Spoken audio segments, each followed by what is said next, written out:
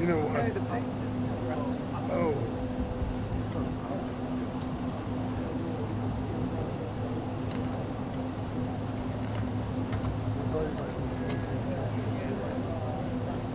Maybe you come on the inside.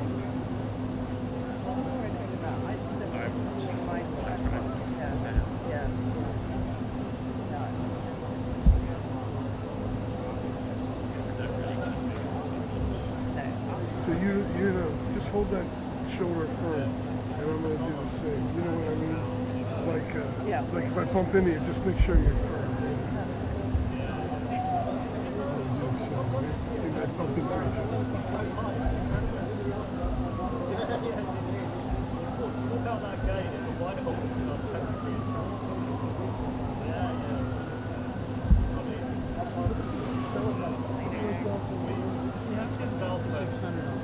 Certainly one of us will get some stuff.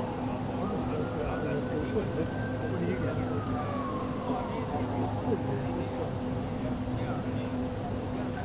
And now they're coming through that back gate as well. So, you know, kind of like that. And they should get there really early. I just can't run myself to lose at that goal. So brand new. Yeah.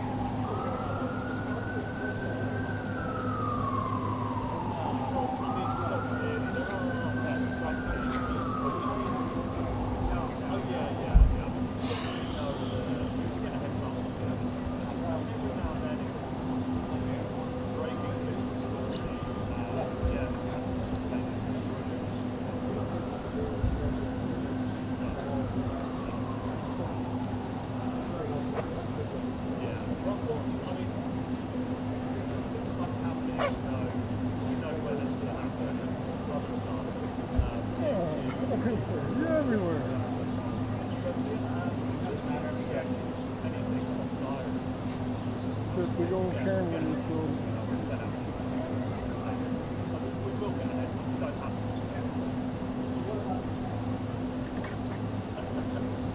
Yeah, Larry the cat. I did my time photograph of that cat. You know, there's one guy who goes there, he's got pictures of mugs and tea towels, and apparently it does quite well out. It might be bad. Okay.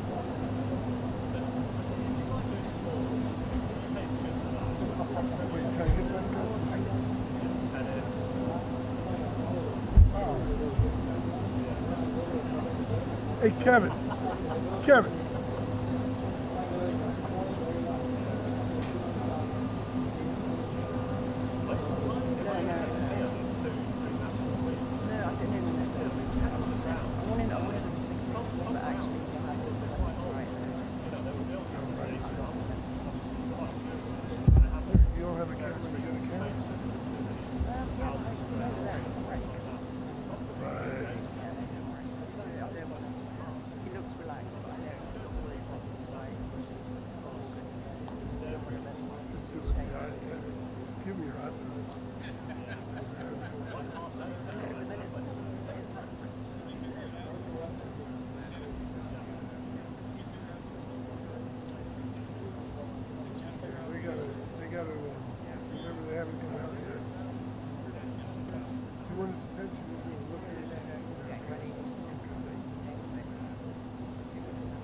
That's his game.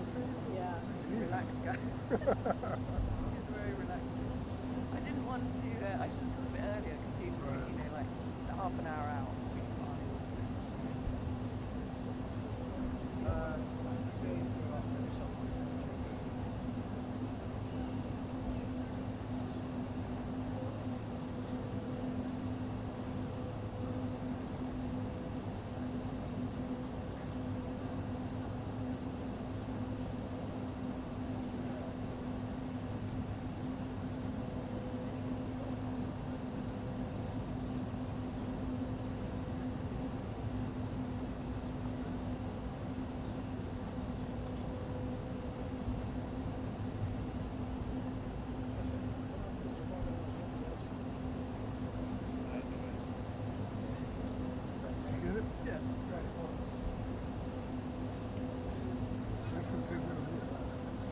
Well, you're in it.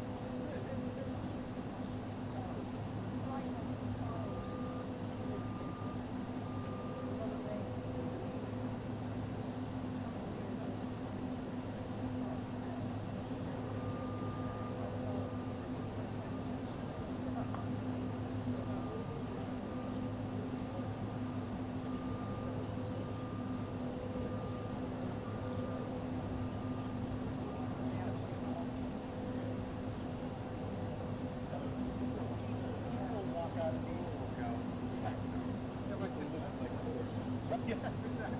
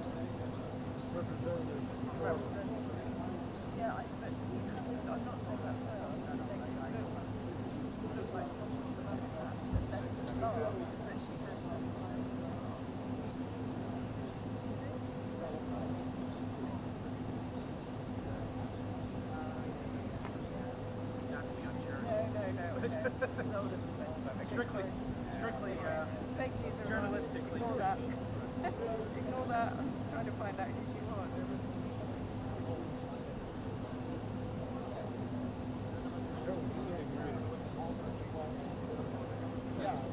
We actually saw news innovation.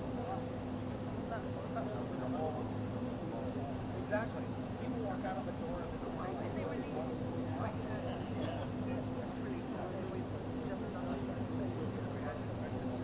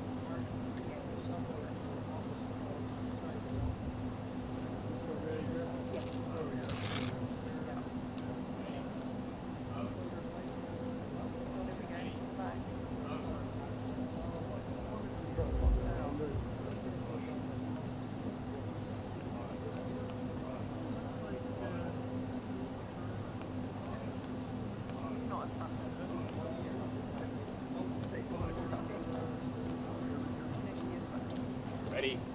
Close. Ready.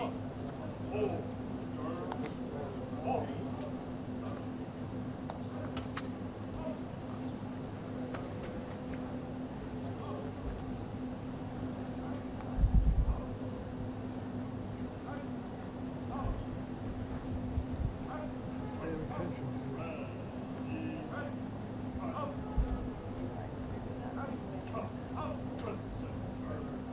Step in the right direction.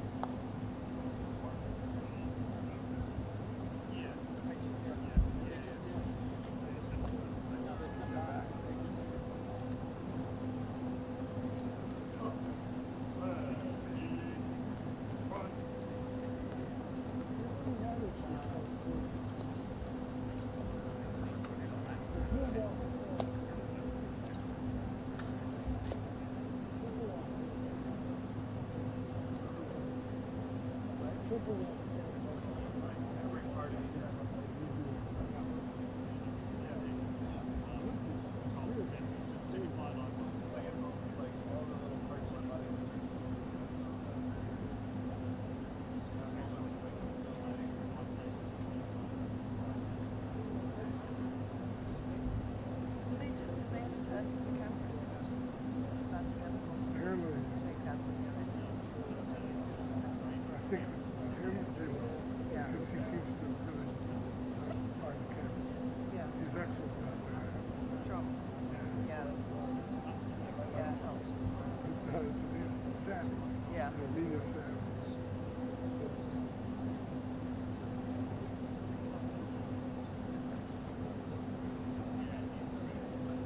And I also heard about the current somebody asked a question and they turned.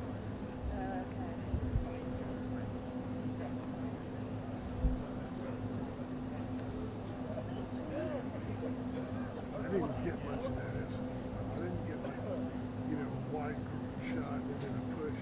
No, I just got coming out holding it up.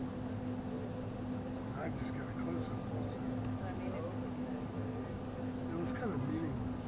Wow. Who knows what it's going to I mean, it depends what's in the file. Yeah, right. If it's Really. explosive, then Seems like they were happy about it.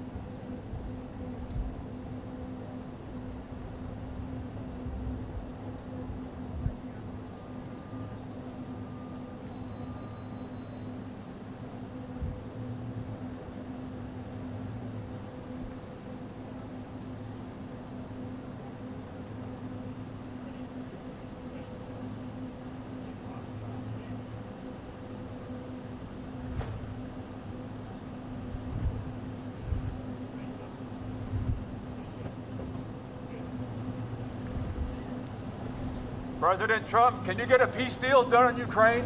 Yes. How confident are you, sir? Yeah, we will. Thank you. Mr. Prime Minister, will you get a backstop with you?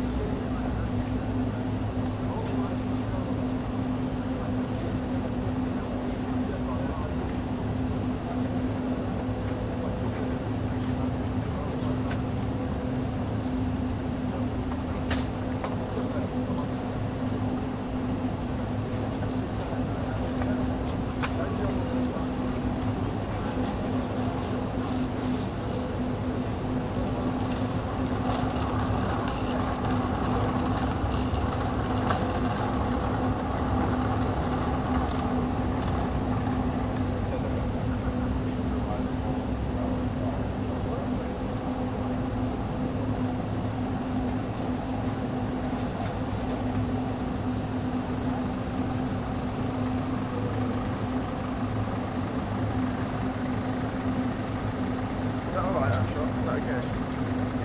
Yeah, great. Alright, no worries.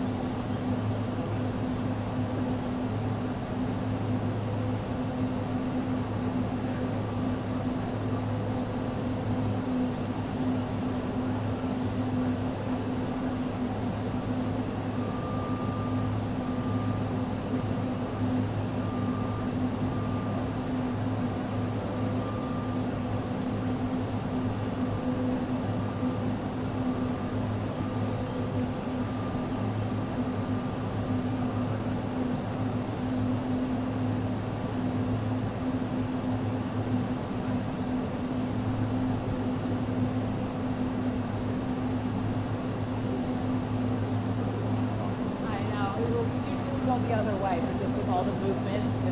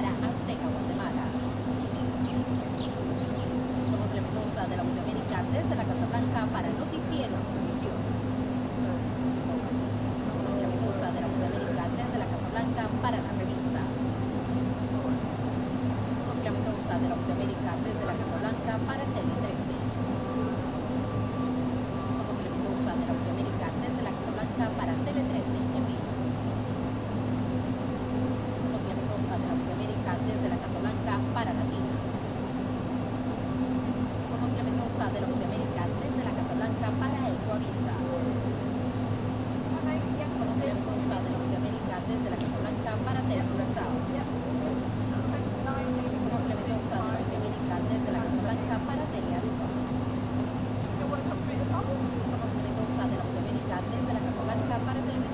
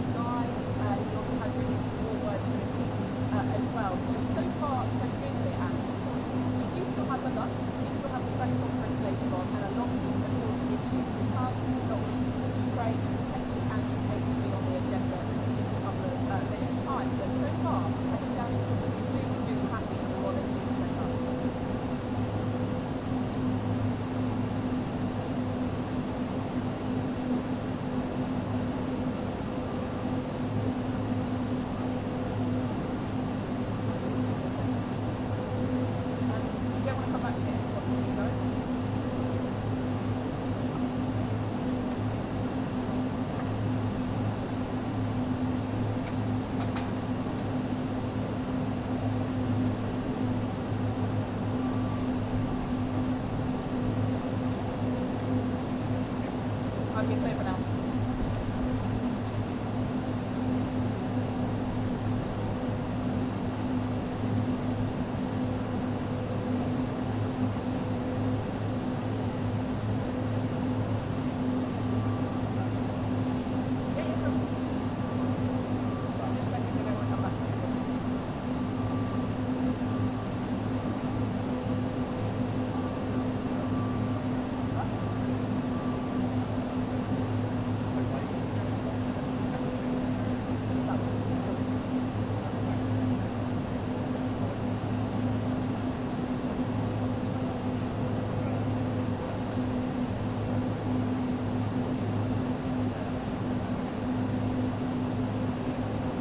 Quite busy, yeah, you go in there now. Stand up there. Up.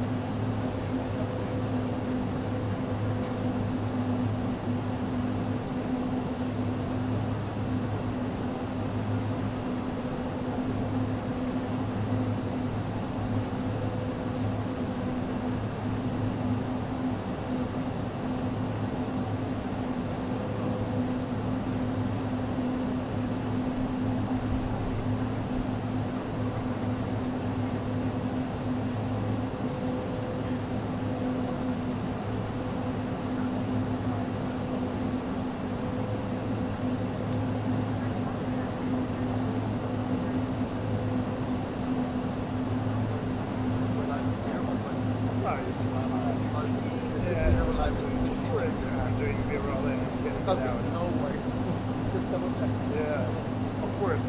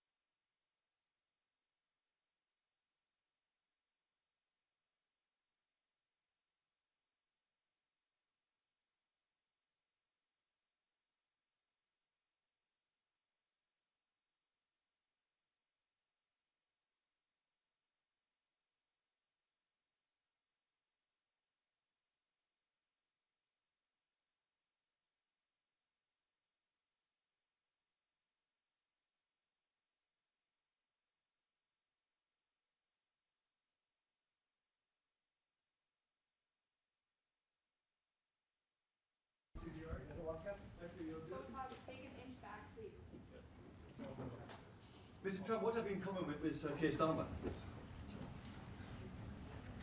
Thank you very much. It's a great honor to have Prime Minister Starmer in the Oval Office. It's a very special place, and he's a special man. And The United Kingdom is a wonderful country that I know very well. I'm there a lot, and I'll be going there, and we expect to see each other in the near future. We'll be announcing it, but we're going to be discussing many things today. We'll be discussing Russia-Ukraine. We'll be discussing trade and lots of other items. And I think we can say that we're going to be getting along on every one of them. We've had a tremendous relationship, and frankly, the Prime Minister and I have met twice before, and we get along very famously, as you would say. And I look forward to it very much. We look forward to the day and the meeting. We'll be having a luncheon after this, and then another work session. And I believe we're going to have a press conference at the end. So I look forward to it. And Mr. Prime Minister, thank you very much. Thank you. Thank you, Mr. President. Can I say thank you for your hospitality, for your leadership. We have met a number of times, we've talked a number of times, and we have had a very constructive conversation. I'm sure we will today. And of course, our countries have been bound together for a very long time now. The closest alliance, I think, of any two countries when it comes to prosperity and security. And I know that together we will strengthen that even further. And on issues like Ukraine, thank you for changing the conversation to bring about the possibility that now we can have a peace deal. And we want to work with you to make sure that peace deal is enduring, that it lasts, that it's a deal that goes down as a historic deal, that nobody breaches, and we'll work with you to make sure that that absolutely happens. And it is my pleasure to bring from His Majesty the King a letter. He sends his best wishes and his regards, of course, but he also asked me to bear this letter and bring it to you. So can I present the letter from the King to you? Thank you very much. Am I supposed to read it right now? Yeah, please do. I will do. I've got to tell him what your reaction is, so I need to know. I need to know. He is a great gentleman, a great, great gentleman.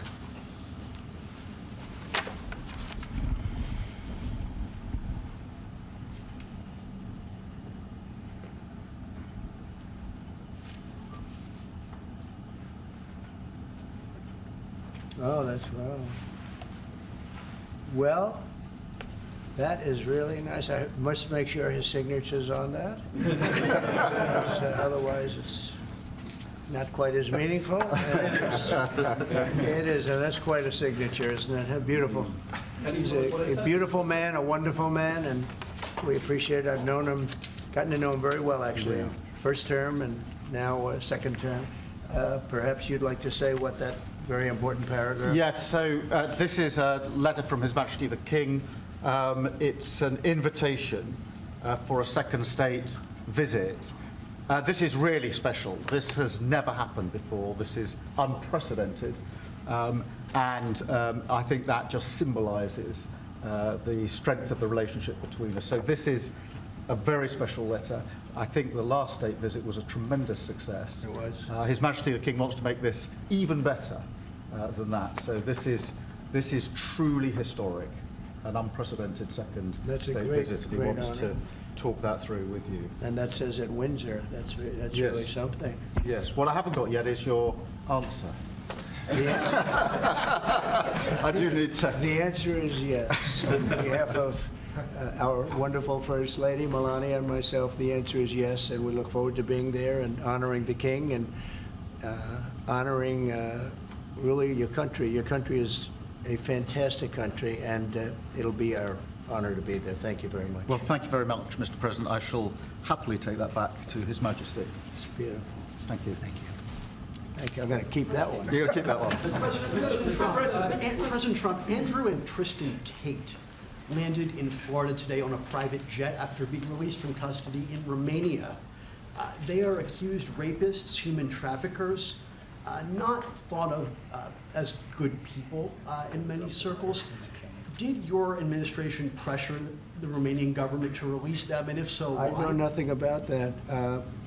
I don't know. You're saying he's on a plane right now? He's back. They already made it. Yeah, I just know nothing about it. We'll check it out. We'll let you know. I do. Look, obviously this involves, there's an English element here, so obviously it's important that justice is done, and human trafficking is obviously to my mind, a security risk. And so I will catch up with the story in due course. You're aware? Are you aware? Mr. President, on veterans. I didn't know anything about it. Yeah. Mr. President, on veterans make up 30% of the federal workforce. Are you tracking how many veterans have been fired so far? Yes, we are. We are, and we take good care of our veterans, so we're watching that very carefully, and we hope it's going to be as small a number as possible. But we are having great success in slimming down our government. It's been really very successful, and some took payouts and buyouts, and others took other things, and some people we're finding out don't even exist. We're finding that we have a lot of people that don't exist, that people thought that did. We will be making a statement on that, but we're taking care of our veterans. We love our veterans. We're going to take good care of them. Okay, please. Mr. President, could you be persuaded as part of a peace settlement in Ukraine to provide air cover, a backstop security position to the contributions that Europe might make as well? Well, so President Zelensky's coming to see me on Friday morning, and we're going to be signing really a very important agreement for both sides, because it's really going to get us into that country. We'll be working there. We'll have a lot of people working there. And so in that sense, it's very good. It's a backstop, you could say. I don't think anybody's going to play around if we're there with a lot of workers and having to do with rare earths and other things, which we need for our country. And we appreciate it very much. And I look forward to seeing him. We'll be talking about it, and we'll also be talking about that today with the Prime Minister. Yeah, I mean, as you know, we've already indicated that we'll play our full part in making sure that any deal, if there is one, and I hope there is, and I think this is a historic moment to make sure it's a lasting deal, and we're about to have a discussion about how we can make that work. But I have to say this, as I said yesterday, you know, you're talking about a peacekeeping force. We have to make a deal first. Right now, we don't have a deal. We have Russia, we have Ukraine. I think we're very well advanced. I think Russia has been acting very well. We have Representatives Steve Witkoff and Scott and Marco and JD. We're all involved, every one of us, and a lot more. But I think we're very well advanced on a deal, but we have not made a deal yet. So I don't like to talk about peacekeeping until we have a deal. I like to get things done. I don't want to give it the bad luck sign. We don't want to do that. But we've had very good talks with Russia, and we've had very good talks, as you know, with Ukraine. Yes, sir. Mr. President, does the Prime Minister have to choose a closer relationship with the EU as he is seeking and a good trade relationship with you? Which one should he go for? Well, I think we have just a great relationship. We actually had a good relationship before. We've met a couple of times, and I'm very impressed with him. I'm very impressed with his wife, I must say. She's a beautiful, great woman. And I said, I said, you're very lucky. He's very lucky. And no, we've had a very good relationship. He's worried about Britain potentially undoing some of the benefits of Brexit by seeking a closer tie with the EU, who you said was set up to screw the No, I don't worry about that. States. I thought, you know, frankly, what they did was the right thing at the time, and I think that'll probably prove out over the centuries. You know, you have a long time to go. But I think I predicted that was going to happen, and it did happen, and it'll work itself out. I think it's already worked itself out. Mr. President, can I ask on Chagos, Mr. President? Keir Starmer has signed a deal to give away the Chagos Islands to Mauritius. Will you approve that deal? Well, we're going to have some discussions about that very soon, and I have a feeling it's going to work out very well. They're talking about a very long-term, powerful lease, a very strong lease, about 140 years, actually. That's a long time. And I think we'll be inclined to go along with your country. Yeah, I think it's sounding. It's a little bit early. We have to be given the details, but it doesn't sound bad. Yeah, please. Mr. President, you obviously can do business with our Prime Minister, Keir Starmer. You said yesterday that the EU was constructed to screw the US when it comes to trade. What can our Prime Minister say to you to persuade you not to impose tariffs on the United Kingdom? Yeah, did I use the word that you said, that bad word? I think so. Well, I think that the EU, I've had problems with the EU because, and we're not talking about, we happen to have a great relationship with you, but we did have, and we do have problems with the EU because they've tariffed us. They do it in the form of a VAT tax, which is about 20%, and many other taxes. They sue our companies. They sued Apple. got 16 or 17 billion dollars, which was, I think, totally a ridiculous decision. And they're suing Google for a lot of money. They're suing a lot of other companies, and we don't like the way they're treating our people now. We don't like the way they're treating our companies. They sell us cars. We don't sell them cars. They don't take our cars. They don't take much of our agriculture. And we have a deficit with them of about $350 billion.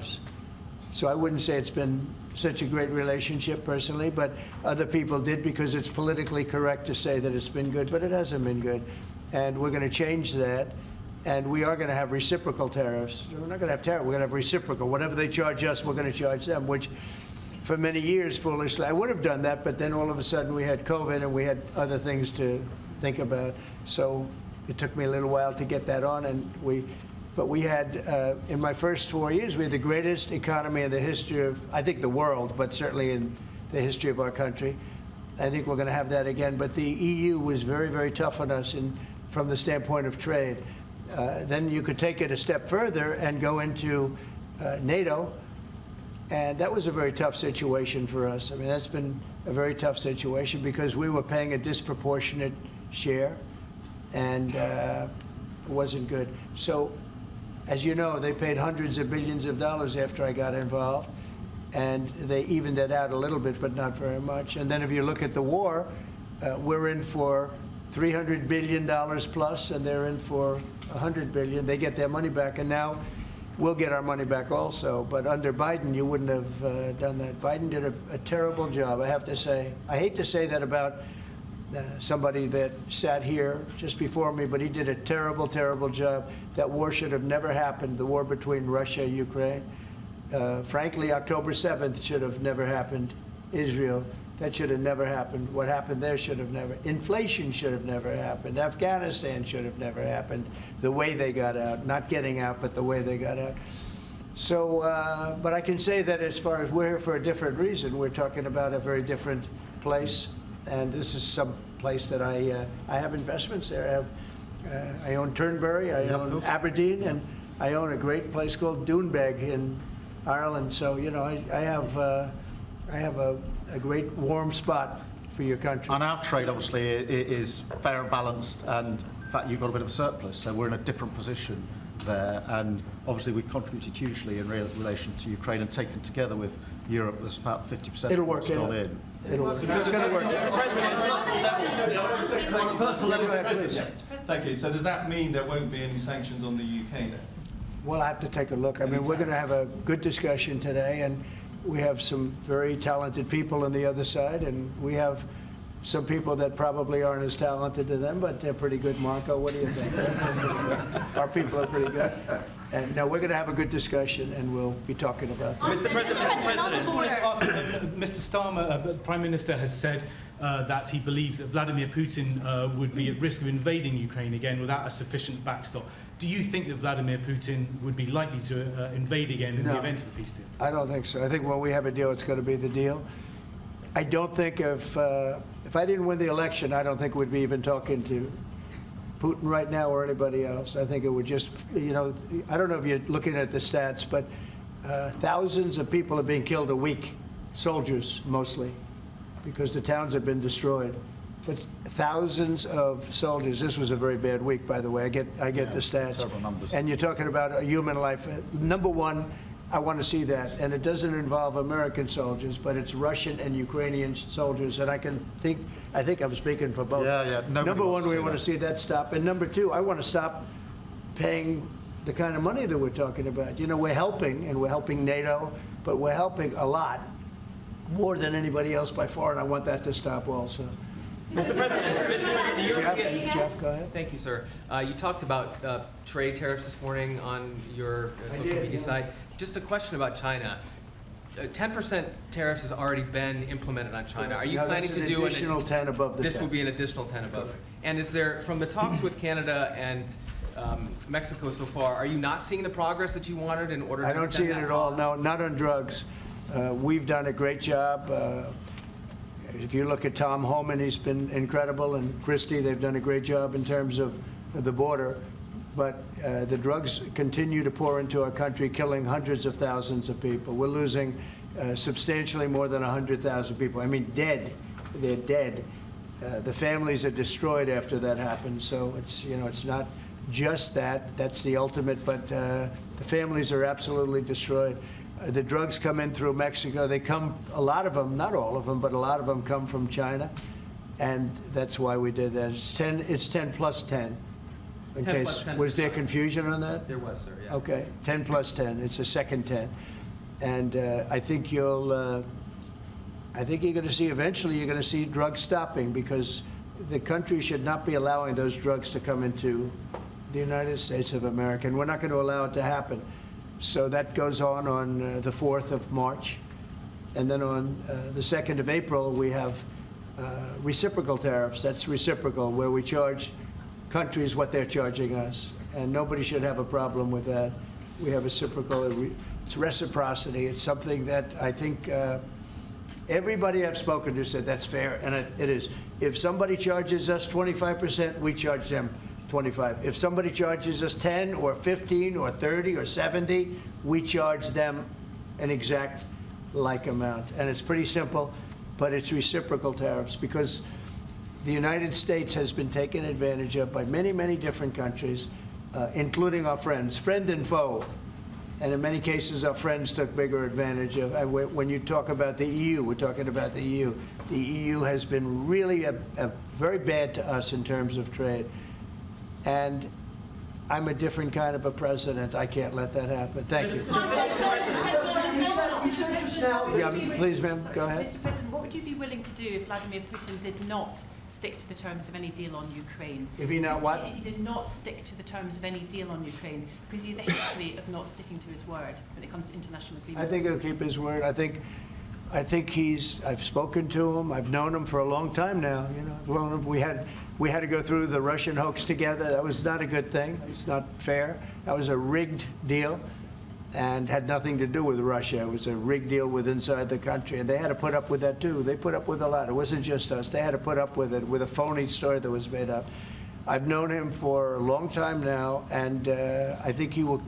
I don't believe he's going to violate his word. I don't think he'll be back. When we make a deal, I think the deal's going to hold. Now, they're going to have security. You're going to have security. Yep. You're going to have soldiers. I know France wants to be there. He's the president has said he wants to have soldiers there. I don't think we're going to even be necessary, but I don't think there'll be any problem with keeping the deal with the security. We're going to discuss that. You want to say something? No, I was just going to say, I mean, the deal, if we get it, is going to be hugely important. I don't think it would have happened if the space hadn't been created for it by yourself.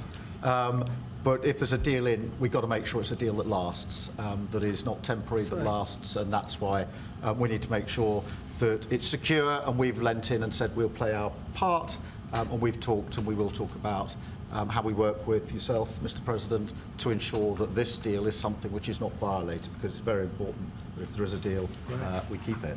And that will be, and I think I could say that will be the easy part. That's the part we look forward to, because putting security there, that's the part we all look forward to. That's easy. The difficult part is getting the deal made. So, but I think we've come a long way. Did you have something? Yeah, on a personal level. He's got such a nice face. Oh. He's smiling. But watch, he'll ask a total killer question. Those are the ones. I've known him a long time. They're the ones that get you. No, he looks like a nice guy. On a personal level, Mr. President, what do you get on most? What's your common ground with Sir Keir Starmer? Because you're both from different political backgrounds. It's true. I think I can say this because we've known each other now really for a little while. This is not our first meeting, as you know. He loves his country, and so do I. That's our common theme. He loves his country, and I love our country. And we also have two countries that have gotten along for the longest period of time. Right? Number one ally on each side. And we have good. France and Australia, we have a lot of good ones. But we've had a long-time relationship, a long time, hundreds of years. And we like each other, frankly, and we like each other's country, and we love our country. And I think that's our common thread. Okay? Mr. President, the Europeans... Yeah, please. On tariffs, you just said with China... Who are you with? I'm with The Independent. Oh, that's good. It's on tariffs. You just said with China. Thank you. We charge them. We charge them as in we charge China, but the tariffs are paid eventually by American importers and consumers. No, they're not. No, I think they're paid for by the country. But, you know, look, we can get into that. I put a lot of tariffs on in my first term, and we made tremendous amounts of progress because of those tariffs. China paid us hundreds of billions of dollars, billions. We never had because they took advantage. And President Xi's a friend of mine, but he knows better than anybody he took advantage of our country. He took advantage of presidents that didn't know what they were doing.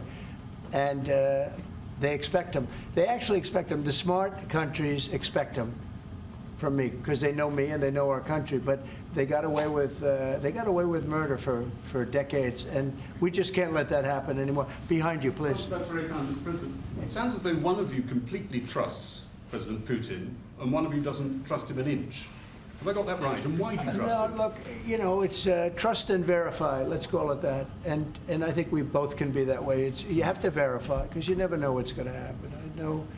I know a lot of people that you would say no chance that they would ever deceive you, and they're the worst people in the world. I know others that you would guarantee they would deceive you, and you know what? They're 100% honorable. So you never know what you're getting. No, I have confidence that if we make a deal, it's going to hold. Mr. President, on fentanyl, Mr. President, less than 1% of all fentanyl that comes into the U.S. is apprehended at the Canadian border. So why use fentanyl as a reason because they should be apprehending much more. They're only apprehending 1%. You're right about that. It's a little more than that. But they should be apprehending much more because a lot comes through Canada. And as Mexico gets stronger in terms of the border, it goes up to Canada. And a lot of drugs are coming in through Canada. We can't have that. Mr. President, yeah, go ahead, please, in the back. Is there anything you can say tomorrow to President Zelensky to reassure him that his country's war hasn't been in vain and its sovereignty is not going to be threatened by any deal with Russia? Well, you know, he's coming. Perhaps he's already on his way. And we're going to be signing the deal together, probably in front of the media. And we're going to be having a good conversation. No, we want to work with him. President Zelensky, she said before. We want to work with him, and we will work with him. I think the president and I actually have had a very good relationship. It maybe got a little bit testy because we wanted to have a little bit of what the European nations had. You know, they get their money back by giving money. We don't get the money back. Biden made a deal. He put in $350 billion. And I thought it was a very unfair situation. We're not getting all of ours. I mean, quite a bit of ours was gifted. It was given. There were some loans, but mainly it was gifted, actually. Mr. President, the Europeans want Ukraine to be part of NATO as part of this deal. Are you willing to budge on that at all, or is it a firm? Well, I could be very nice and say, oh, well, we'll work to it. Look, it's not going to happen. It's just not going to happen. That's what started this whole thing. Biden said that, and all of a sudden the guns started. That was one of the primary reasons this started. And this was long before President Putin. They never said it was an impossibility. So we can say, oh, gee, well, we'll try. But that's something that's just not going to happen. And then the other question I ask is about the land. Will you get your land back? Well, they've fought long and hard on the land, and you and I will be discussing that. And we're going to certainly try and get as much as we can back. But on the NATO, it's just not, that's not going to happen. Yeah, please. Mr. President, you talked about having common ground with Keir Starmer, but there are things you disagree on as well. You described Zelensky as a dictator. He describes President Putin as a dictator. Do you see that as a problem? The relationship between President Zelensky and President Putin is not a good one. You've noticed, right? It's not a good one. It's not a good relationship. And we're going to have to try and work something out. Sometimes that happens. I get along with both. I have a very good relationship with President Putin. I think I have a very good relationship with President Zelensky. And now we're doing the deal, and we're going to be in there. We're going to be actually in there and digging our hearts out. And hopefully, we need the rare earth, and we have some here, but we don't have enough. Our economy is very strong, and we need a lot of things that in some cases we don't have here. So I think we're going to have a very good relationship, but the relationship between them is not the best. Mr. President, do you still think that Mr. Zelensky is a dictator? Did I say that? I can't believe I said that. Next question. Will you be discussing AUKUS, sir? Yeah, please, go ahead, Yeah, sir. George Parker from the Financial Times. Can you see any situation where US forces could be deployed as a backstop in a peacekeeping operation in direct confrontation with Russian forces? Well, there is a backstop thing. You know, first you're going to have European countries because they're right there. We're very far away. We have an ocean between us. But we want to make sure it works. So I don't know when you say backstop, you mean a backstop psychologically or militarily or what? But we are a backstop because we'll be over there. We'll be working in the country. We're going to be, that's a great thing economically for them because, you know, when you talk about economic development, we're going to have a lot of people over there. So we'll be working in the country. So I just don't think you're going to have a problem. I think when we have an agreement, you can say whatever you want about security, who's going to do it or all, and that's going to be a very pleasant conversation. The hard conversation is, will we have an agreement? And I think the answer is yes. I think Russia will agree, and I think that I really believe Ukraine will agree also. So will you discuss AUKUS as well? Just to follow up on that, if British troops are in Ukraine keeping the peace and get attacked by Russia, will you come to their aid? If the British people are in Ukraine and they get attacked, If British soldiers are in Ukraine. you know, I've always found about the British, they don't need much help. They can take care of themselves very well. You know what? No, it sounds like it's evasive, but it's not evasive. You know, the British have been incredible soldiers, incredible military, and they can take care of themselves. But if they need help, I'll always be with the British, okay? I'll always be with them. But they don't need help. You look at their career. You have done very well over the years, haven't you? We have. I'm very proud of our country. And but we've also always been there backing each other up between our two countries. That is why this is the greatest alliance for prosperity and security I think the world has ever seen.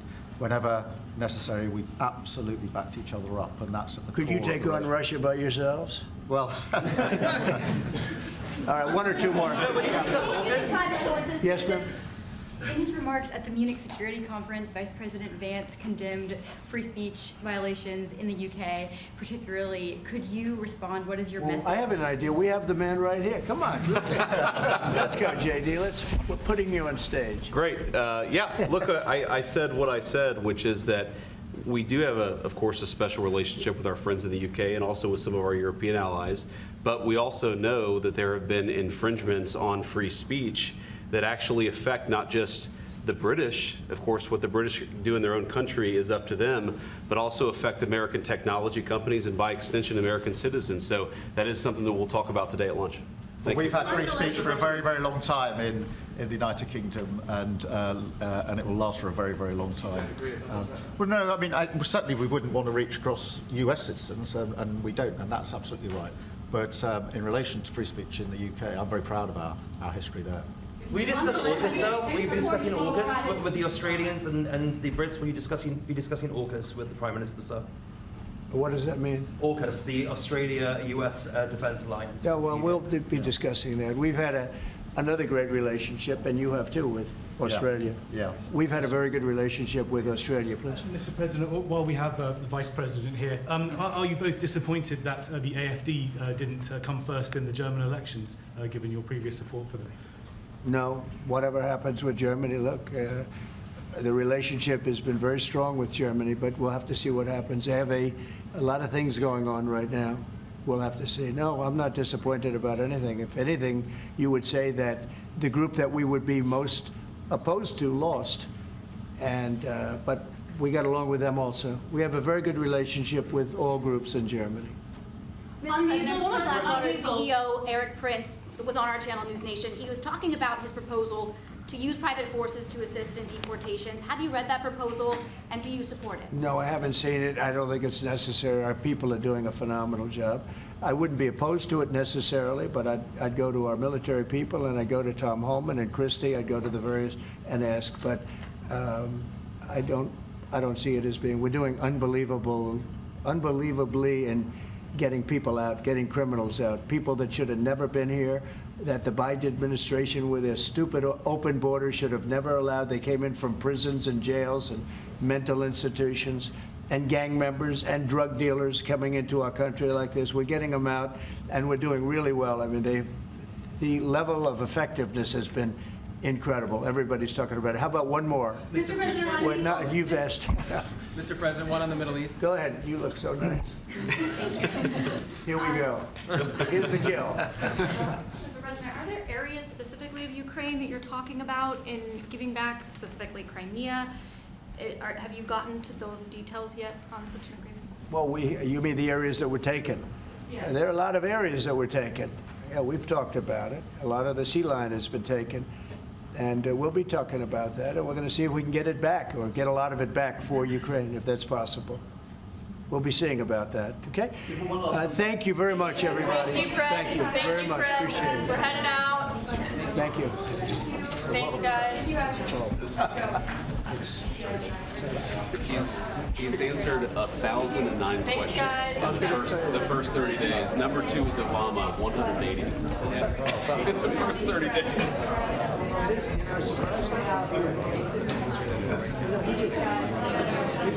He didn't do well.